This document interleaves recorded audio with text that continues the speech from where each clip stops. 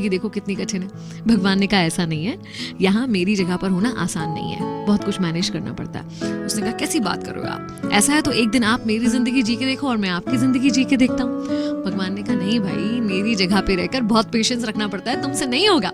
उसने कहा जरूर होगा, आप मुझे मौका दो, आप जो कहोगे जैसा कहोगे करूंगा, लेकिन एक दिन के लिए मुझे भगवान बनने दो और आप एक साधारण इंसान बन के जी के देखो। भगवान मान गए, लेकिन भगवान ने कंडीशन रखी कि बहुत सारे लोग आएंगे, तुमसे कुछ भी कहेंगे, लेकिन तुम्हें रिएक्ट नहीं करना है। वो तुमसे चाहे प्रार्थना करें, चाहे तुम्हें अच्छा बोले बुरा बोले, तुम्हें सीधे खड़े रहना है, ना तुम्हें कुछ बोलना है, ना अपनी जगह से हिलना है, बिल्कुल मूर्ति की तरह ही खड़े रहना। उसने कहा ठीक है, इसमें कौन सी बड़ी बात है, मैं कर लूंगा। अब बन गया वो सेवक भगवान, और भगवान निकल गए एक दिन की छुट्टी पर। सबसे पहले एक व्यापारी आया मंदिर में, जिसने हाथ जोड़कर प्रार्थना करी कि हे भगवान, एक नई फैक्ट्री लगा रहा हूँ, मुझे खूब धन धान्य देना, मेरे उस फैक्ट्री को खूब तरक्की देना। ऐसा बोलते हुए जैसे ही झुका तो उसका वॉलेट गिर गया, वॉलेट वो वहीं भूल कर चला गया। अब मूर्ति बने सेवक को मन करा कि उसे रोक कर बता दूं कि तेरा वॉलेट गिर गया भाई, मगर नहीं बता पाया क्योंकि कंडीशन थी कि बोलना नहीं है, हिलना नहीं है। उसके बाद एक गरीब व्यक्ति आया, जेब से 1 रुपया दिखाकर बोला कि ये लास्ट 1 रुपया बचा है, क्या करूं, इससे माँ की दवाइयां खरीदूं या परिवार का पेट भरूं, समझ नहीं आ रहा भगवान, मैं कैसे जीवित रहूं और अपने परिवार को जीवित रखूं। और देखा उसने नीचे तो उसको सामने एक वॉलेट पड़ा हुआ दिख गया। हे भगवान, धन्यवाद, धन्य हो, तुमने तो मेरे सारे संकट दूर कर दिए, पैसों से भरा हुआ ये वॉलेट मुझे दे दिया। इसके मन में आया कि अरे मैंने नहीं दिया, ये चोरी करके जा रहा है, इसे रोक लूं। लेकिन कंडीशन वही थी कि ये बोल नहीं सकता है और हिल नहीं सकता है।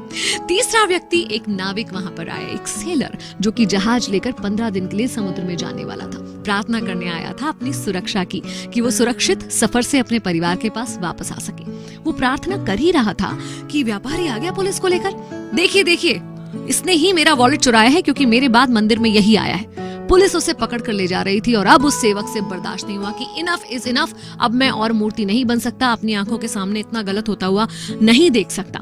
उसने कहा कि ये बिल्कुल गलत है, इसका जो बटुआ है वो उस गरीब व्यक्ति ने चुराया है, मैं भगवान हूँ, मैं बता रहा हूँ। पुलिस ने भगवान की बात तो माननी ही थी, उस गरीब व्यक्ति को पुलिस पकड़ कर ले गई। शाम हुई, जब भगवान आए तो उसने बड़े गर्व से बताया कि मैंने एक अन्याय होने से रोका इस तरह से। भगवान ने कहा हे राम, तूने तो सारा बंटाधार कर दिया, मेरी प्लानिंग का कचरा कर दिया। वो जो धनी व्यक्ति आया था, उसने बहुत कुकर्म करके, काले कर्म करके पैसे को कमाया है। अगर उसका पैसा एक गरीब व्यक्ति के काम आता तो उसके पाप थोड़े कम हो जाते। उस गरीब के परिवार में कुछ पैसा आने से उसका परिवार पल पाता। और ये जो नाविक जिसे तुमने समुद्र में भेज दिया ना, वहाँ बहुत बड़ा तूफान आने वाला है, इतना बड़ा तूफान जिससे जिंदा बचकर आ नहीं सकता। अगर वो जेल चला जाता 15 दिन के लिए तो उसकी जान बच जाती।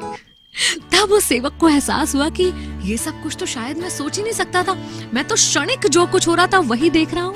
और यही हम और आप भी करते हैं, ऊपर वाले की उस लंबी प्लानिंग को समझ नहीं पाते। कुछ क्षणों के लिए जो चीजें हमें लगती हैं कि हमारे साथ गलत हो रही हैं, एक्चुअली उसके पीछे भगवान का कुछ बड़ा अच्छा सा प्लान छुपा होता है। याद रखिए, अगर ये आपकी मर्जी से नहीं हो रहा है ना, तो ये भगवान की मर्जी से हो रहा है, और जो कुछ भगवान की मर्जी से होता है वो बहुत अच्छा होता है।